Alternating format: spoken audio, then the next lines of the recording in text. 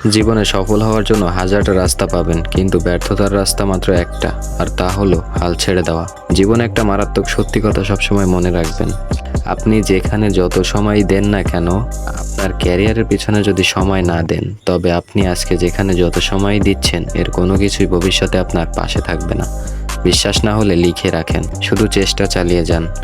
বেশি না, শুধু 1 ঘন্টা, অনলি 1 ঘন্টা সময় দিবেন আপনার নিজের গোলের পিছনে।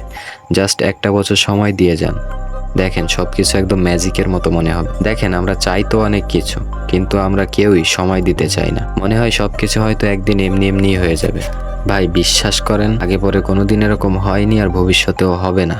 পরিশ্রম ছাড়া কেউ কখনো কিছু অর্জন করতে পারেনি আর পারবেও না। শুধু তাই না, শুধু শারীরিক নয়, আপনাকে অবশ্যই মানসিক পরিশ্রম করতে হবে, যা আমরা কেউই করতে রাজি না। কিন্তু কিছু পেতে হলে পরিশ্রম আপনাকে অবশ্যই করতে হবে। চরম সত্যি কথা, তাই না? তাই শুধু দিনে 1 ঘন্টা করে সময় আপনাকে দিতেই হবে আপনি কি অর্জন করতে চান তার পিছনে। কিন্তু সেই 1 ঘন্টা আপনাকে অবশ্যই কোয়ালিটিফুল সময় দিতে হবে। একটু চিন্তা করে দেখেন তো, আমরা কিন্তু কখনোই প্রতিদিন আমাদের স্বপ্ন পূরণের জন্য কাজ করি না, আর করলেও তা কোয়ালিটিফুল না। আর সময় দিলেও বেশি দিন সেই পরিমাণ মোটিভেশন আমরা ধরে রাখতে পারি। নানান অজুহাত আমাদের পেয়ে বসে।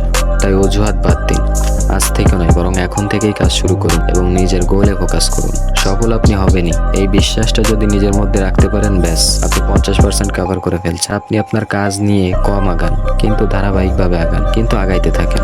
কাজ কম করেন, কিন্তু করেন।